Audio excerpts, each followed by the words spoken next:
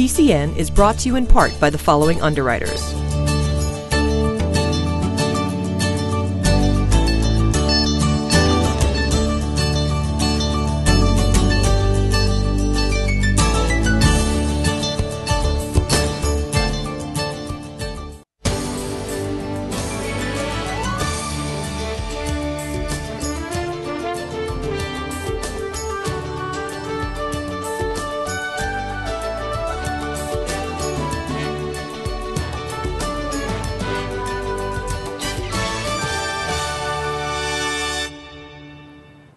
Welcome to PACTV Community News. We have a great show for you this week with stories from our communities. We'll meet a new anti-drug coalition from Pembroke and a traveling multicultural arts group coming to Plymouth. We also bring you a story on a historic home in Duxbury and meet a local author who got published with a Kickstarter fundraiser. We'll meet an interesting soap company that uses goat milk soap. It's going to be a great show, and we'll begin with a new dance business in Kingston. When two young entrepreneurial dancers decided to open their own dance studio, it only seemed natural to name it Dance DreamWorks, since they were living their own dream while hopefully helping other young dancers live out theirs. PCN stopped by just in time for their grand opening in Kingston. Here at Dance DreamWorks, we have something for everyone that walks through our doors. Our slogan is "Discover the Dancer in You," because that's exactly what we want for our clients, no matter where in life they're coming from. This array of classes really gives something for everyone, because people have different interests and they want to learn different styles. Our ballet is actually a requirement for everyone that comes in, regardless of other styles, because it is essentially the foundation of all the other styles we offer. I form the backbone of Dance DreamWorks, where I'm dealing with emails, the website, I deal with payments, tuition, costuming, but we work together. And I teach some of the classes that Amanda doesn't, so that combined we can provide as many classes as possible here. I teach the hip hop, the tap, some jazz and tap, and some conditioning classes.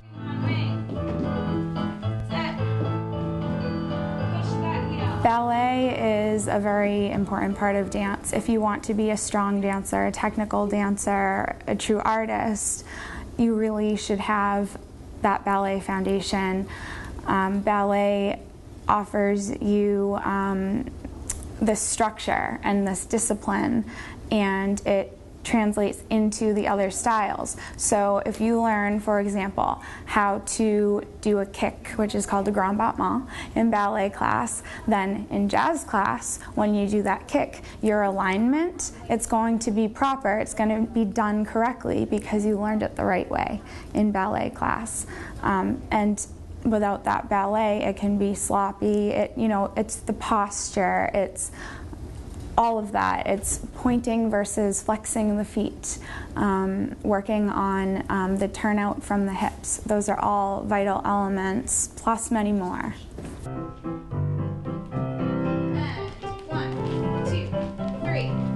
We're just really psyched to have our own building where we have a full schedule to offer the public, and we were able to decorate ourselves and paint ourselves and really feel the work that it takes to be in this position, and we just can't wait to get people after people after people in the door and getting our classes filled and having lots of happy dancers here.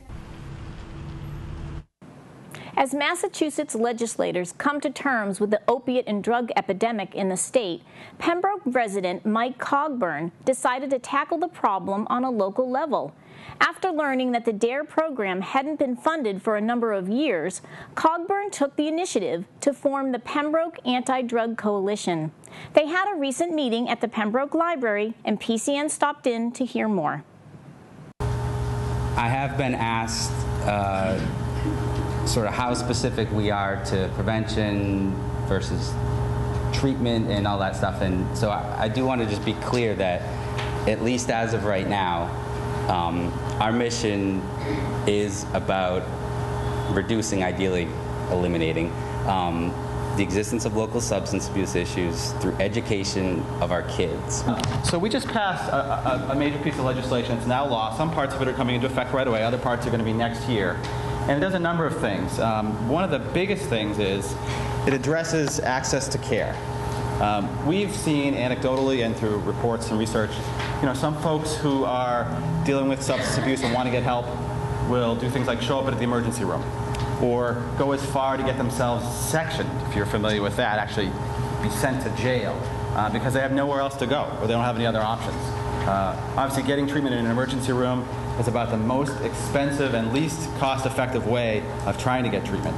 Obviously, getting into beds is what we want to do. So the law that we passed removes what I think was a pretty big barrier, which is insurance company pre-authorization. So moving forward, if your doctor believes that you need to get in for detox, or your family member or colleague or coworker, that you need to get in for detox rehabilitation treatment, you can get in for up to 14 days without insurance company pre-authorization. So that's a big bureaucratic hurdle that we've removed that I think will help to get folks steer in the right direction as opposed to kind of going these other options that are in no one's best interest. So that's an issue too. Doctors have a responsibility here, not to bash the doctors. We all have a responsibility here. And, there's I use an example. My mom had some minor surgery earlier this year, and she got prescribed, I think, some Percocets or OxyContin, one of the two. And she got a pretty full bottle. She took a couple. She was fine. After 2 or 3 days, she was back on her feet. Didn't really need it. It stayed in her medicine cabinet. She got much more than she could ever use. And while it's great that the doctor was looking out for my mom, that story concerns me. It's not bad enough what's already on the market. We're seeing new drugs come on the market that are even more powerful than OxyContin. Zohydro is one that comes to mind. Some of you is anyone familiar with Zohydro? Okay, you've heard about it in the news. The FDA approved Zohydro. I think it's 6 times more powerful than OxyContin, and it doesn't come in an abuse deterrent format. In other words, you can crush it up and it's powder, and you could do whatever you wanted with it. Whereas most drugs are required to come in an abuse deterrent format, so you can't really do that. The FDA approved Zohydro, even though its own citizen advisory panel, I believe, voted 11-1 against letting it on the market. Up with People is an American education organization that began in the mid-1960s, whose stated mission is to bridge cultural barriers and create global understanding through service and a musical show. They have headquarters in Denver, Colorado, and a satellite office in Belgium and Mexico. They're here in Plymouth for a limited time, and we met up with members of their promotions team to learn more. And it's pretty. Do you want to go maybe? Sure. Have you heard about Up with People before? Up with People is a global education program that gives students the opportunity to travel around the world with a purpose. So every semester we take about 100 students from 15 different countries on a world tour to volunteer, to perform, and to also have the experience of living with local families, so a cultural immersion into every place that we go. Plymouth is a city that we will visit the week of September 8th to September 15th, and we'll perform 2 shows. The first show is on September 12th, and it's at 7 p.m. And the second show is on September 14th, and that's going to happen at 3 p.m. We chose Plymouth. We were here actually 2 years ago, and we had a wonderful experience. It's a place that we can learn a lot from, and it's very cool that it's a place where a lot of international people came many, many years ago, and that's where the United States started. So it's very cool to get 100 people from all over the world to also get that experience here. We are all staying with our host families, of course, who are keeping us until the 15th, and then we are looking in return for host families through the 8th through the 15th, and those host families would have very few responsibilities. It would be much like having an international niece or nephew in the house. They would just require light transportation in the mornings and evenings, a few meals, and of course a place to sleep, whether that be a sleeping bag or a bed or the floor even. We travel around the world and we present a show called Voices. Up with People has existed since 1965, so a lot of people know our show since a long, long time ago, and of course it has changed a little bit throughout the years. The current show is called Voices, and it talks about how nowadays we're all representing different voices around the world, but we're sometimes losing that capability to actually listen to the voices around us and what they have to say. So we want to unify those voices with 100 people on stage. In Plymouth, the show will be at Plymouth Memorial Hall, and that's on September 12th and September 14th at 7 p.m. on September 12th and 3 p.m. on September 14th.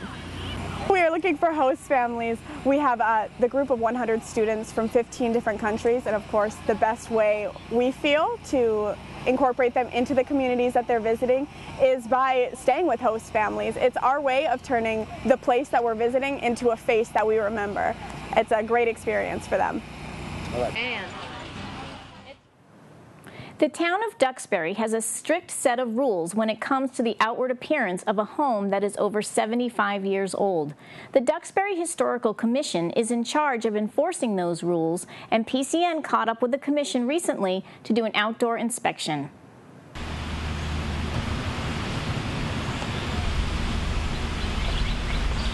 So we, the commission, are here today at 58 Sunset Road in Duxbury to look at a house that's more than 75 years old. It was built in 1920, and that's part of our mission, is to look at houses that are 75 years old or older that are being changed. And we want to know the amount of change that's going to take place on the exterior of the building, not the interior, but the exterior. We're investigating a property with some proposed addition, and as a rule, the bylaw requires that we take a look and walk around the property to see how old it is, the authentic nature of the property, and how much it's going to be impacted by the work being performed. This original structure here, constructed in the 1920s, in the early 20th century, poured concrete was a new technology, and it was being applied in different ways, people trying to figure out how to use it. Like you can see here, we have a window well with a nice curve on it. That's kind of typical of that era. You don't usually see that kind of thing. Nowadays, people just put the metal inserts in. And if we go over to this side of the house here, you'll notice that this part of the foundation has horizontal lines in it, and it looks like cinder block, but if you come over to this side, you can see on the bushes here that these lines actually just go straight across, and that's because back when they started pouring foundations, they would build essentially like a house frame with vertical members and then boards going across, and then they would fill the trough with concrete. Now, of course, today that's changed, and they use vertical planks to build the casement to pour the cement into. So that really is an indication, that verifies that it was an early 20th century, 1920s period construction. We're not really trying to do much. We're not trying to raise the house or do anything like that. At a certain point maybe we would like to down the line, but right now we just want to improve on it so we can make it livable for the next few years with my other two daughters, since my oldest one's going away to college this year. So actually it'll get a little easier because there'll only be 4 of us in the house. But again, the kitchen is like it's the size of a galley of a boat, and we'd like to expand that a little bit. We like to keep things the same in the town if we can. It doesn't always happen, and we're pretty flexible about what we do. It isn't, if you're taking a window out, it's not going to change our opinion of whether we let you do that or not. But if you're taking the whole back part of the house off and or changing the frontage of the house, that's the most important thing. And we love it up here. I mean, this is one of these great places, great towns. We're lucky with the school system. Duxbury is a fantastic place to raise a family. And as an artist, I'm influenced by the water, the nature, and of my good neighbors. I mean, I'm very lucky. We have all been very lucky. And coming from the city, this has been a big change. This is, we used to live on top of each other. Now we're sort of living a little more space. It's a real treat.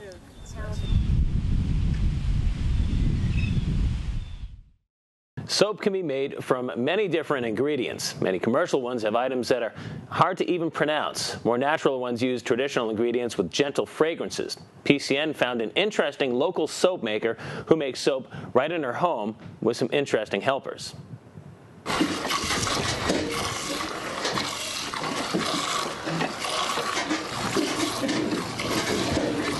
Nice creamy Nubian goat milk.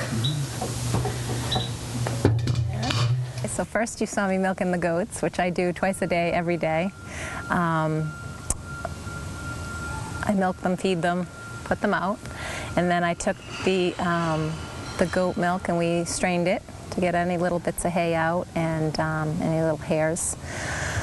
And Then the next process is the cooking of the milk, and then we freeze it, and then a few days later when I'm ready to use it, I take it out, and then we make the soap, which you saw. The mixing of the oils and all the good ingredients, pouring it into the molds, and then letting it sit. So I'll unmold it in a couple days, slice it up, and then it cures for about a month, and then it's ready to go. This is olive oil and canola oil, and this is safflower oil. I have glycerin and borax and ground oatmeal or oats, and then the essential oil. Today we're making patchouli, so I have to melt the vegetable shortening first. Sometimes people have heard about goat milk soap or have used goat milk soap, so they come right over and they want to smell them, and I have samples out, and the way I package it is in a cloth. I sew little cloth bags so that you can smell the soap right through the packaging. I used to package it in like a cello bag, and you couldn't get at the smell, so I came up with a cloth bag, and you can smell it right through the bag, so people will come and smell them, and if they know about goat milk soap and they've used it before, they usually want to try mine. I have a lot of people that are coming to find me at the market. They've bought soap before and they want to get some more, which is nice. This is my second summer at this market. I did last summer, and then I was there through the winter. But I sell my soap for $4 a bar. So if I sell 20 bars at the market, that's a great day. Sometimes I go there and only sell 12, 13, whatever. But, it's nice to sell something to somebody, that will either meet me there or has been looking for me, or they'll say, oh, I love your soap and it makes my skin feel so good. So that makes it worthwhile. I like sharing the product because I believe it's good and it's, healthy for skin. Getting a book published can be a long and challenging task for any author, but for new local author Heidi Mayo, she decided to take her publishing plan to the fundraising tool Kickstarter. PCN caught up with Heidi in her studio to hear about her inspiration and experience in getting her book published. Nelson Telson, The Story of a True Blue Blood, is a middle grade novel that grows up before your very eyes. It's about an 11-year-old girl who doesn't like being a human being. She'd rather be an animal, and so she wouldn't have to go to school. She finds a magic spearhead on the beach. This is how books get made. I found this on the beach. She meets up with this old horseshoe crab, Nelson Telson, on the beach. And when she's holding the spearhead, she can talk to him. A big part of the book is about how interconnected everything on the planet is. The web of life, so to speak. I did oil painting a lot when I was younger, and then as an adult, I kind of only did art for pragmatic reasons. Costumes, stage sets, gifts, painting furniture, stuff like that. So when I was writing this book, all of a sudden, this need to create art for the sake of creation itself just struck me. And I said to my husband, I have to start painting again. And he went, well, why don't you try pastels? So I took up pastels, and within a year, I was teaching and getting awards and stuff. So it was really cool how it was actually the book that got me back into art. And now, for the past 15 years or so, I've been teaching art, which is what buys my groceries. You would think, I'm an artist first and an author second, but in this case, it keeps on going back and forth and back and forth and back and forth. So I started illustrating the pictures for the book back when I was writing it, which is what sent me off on this tangent of making pastel paintings and teaching pastel painting. All of a sudden, everybody started sending me articles about horseshoe crabs. Cosmos came on the air, had a resurgence, and they're talking about relativity theory. All these things that are in my book suddenly became popular culture. And so when the new year turned this year, I just went, it's time. So I pulled the book back out, and I made the illustrations in pen and ink, and I went through the book and vetted it, and then cranked it up and got my last editing pieces done, and then formatted it. Then I had to make a cover, so I did a watercolor painting for the cover. I'm not a watercolor artist, but it turned out pretty good. For anybody who has a project, I recommend that, the Kickstarter thing, and you keep it modest, you keep it realistic, and I feel so fortunate that that suggestion was made to me, because I hadn't even considered doing that. When Julie Brown Cardinal, a nurse at Beth Israel Deaconess for 26 years, was diagnosed with ALS, her life took an unexpected turn. But rather than feel sorry for herself or expect her coworkers to feel sorry for her, she asked them all to celebrate her life with her, with an ice bucket challenge, of course. Nearly all of her coworkers gathered on the east lawn of a gorgeous afternoon recently to meet that challenge, and PCN was there to witness the event.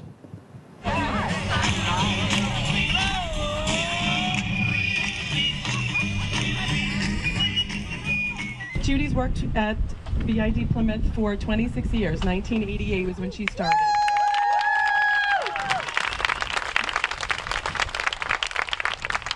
Many of her colleagues got together and wanted to make a tribute to Judy.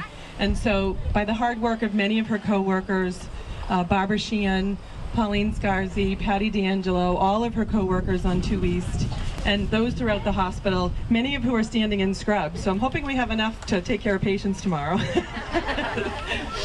But got together so we could honor her today.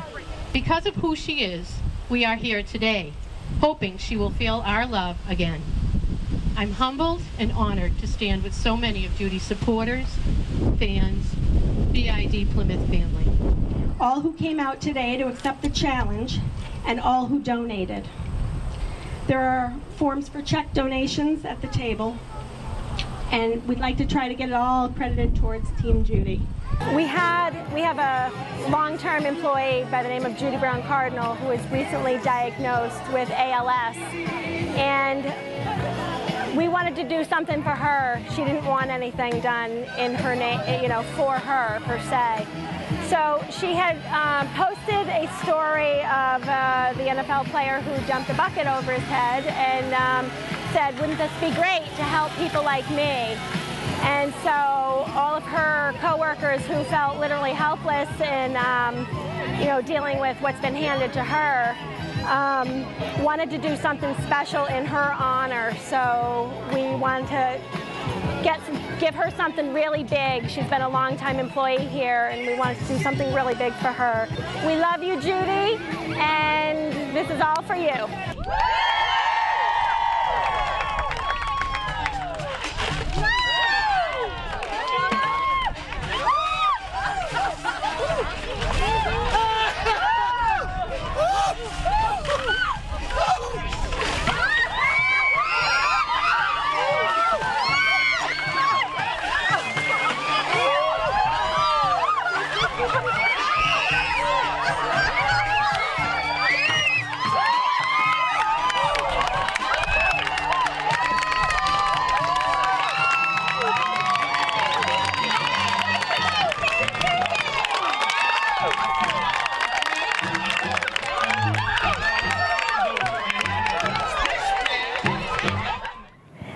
Watching this week's show. Replay times are listed on our website, PACTV.org, or you can catch us on YouTube by searching for the PACTV Community News channel.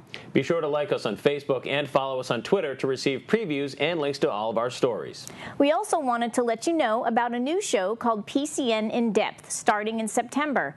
This show will take a closer look into a specific topic each month. We will have dynamic guests as well as videos to really highlight interests of our communities. In Depth will premiere on Friday, September 19th at 7 p.m. on your public access station.